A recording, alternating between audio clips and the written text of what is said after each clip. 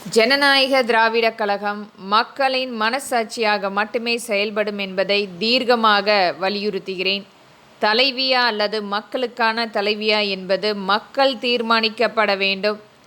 இன்றைக்கும் நம்மளுடைய அனைத்து குடும்பங்களிலும் ஒவ்வொரு வீட்டிலும் குடிப்பழக்கம் என்பது மிகப்பெரிய அளவில் அடிமையாக்கி கொண்டிருக்கிறது. முழுமையாக அந்த குடும்பத்தை சீரழித்து கொண்டிருக்கிறது. குடிப்பவர்கள் அனைவருமே இன்றைக்கு ஏதாவது ஒரு காரணத்தில் நிராகரிக்கப்பட்டு தொழில் முடக்கம், வேலையின்றி, படித்த பின் வேலை சரியாக அமைக்கப்படாமல், இந்த காரணத்துக்காக மட்டுமே 170% குடித்து கொண்டிருக்கிறார்கள். மாண்புமிகு முதலமைச்சரை நான் தாழ்மையுடன் வேண்டிக் கொள்கிறேன். வாய்ப்புகளை தயவு கூர்ந்து அந்த ஏழை எளிய மக்களுக்காக ஏற்படுத்தி கொடுங்கள். இன்றைக்கும் நாம் தினமும் அதை சொல்லிக் கொண்டிருக்கிறோம். அவர்களுக்காக தன்னிச்சையாக ஒரு குழுவை அமைத்து ஒரு நல்ல வாய்ப்பை ஏற்படுத்தி கொடுக்கும்போது இந்த குடிப்பழக்கத்திலிருந்து மீண்டு வருவார்கள். கண்டிப்பாக ஒரு நல்ல வாழ்க்கை அவர்களுக்கு மேம்படுத்தி கொடுக்க முடியும்.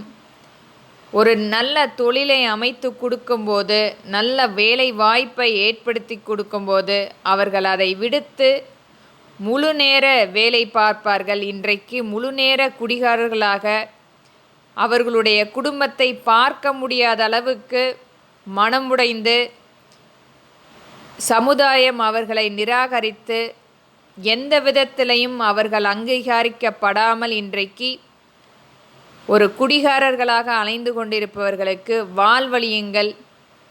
இதற்காக ஒரு நல்ல திட்டத்தை ஏற்படுத்தி தமிழக அரசு மட்டுமே இதற்கான திட்டத்தை கொண்டு வர முடியும். இன்றைக்கும் அதற்குரிய சந்தர்ப்பங்கள் நிறைய உள்ளது. இன்றைக்கு கடனுதவி வங்கியில் நிராகரிக்கப்படுகிறது. இன்றைக்கும் கட்ட பஞ்சாயத்து வைத்து கந்து வட்டிக்கு வசூல் செய்து கொண்டிருக்கிறார்கள். மிகப்பெரிய ஒரு ஆளுமையாக கந்து வட்டி தலை தூக்கி கொண்டிருக்கிறது.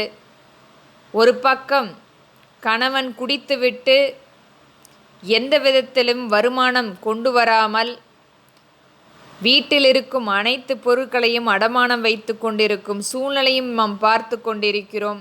அந்த பெண் தன்னுடைய குழந்தைக்காகவும் கணவனுக்காகவும் கிடைத்த வேலைகளை செய்து கொண்டிருக்கும் அவல நிலையும் நாம் பார்த்து கொண்டிருக்கிறோம்.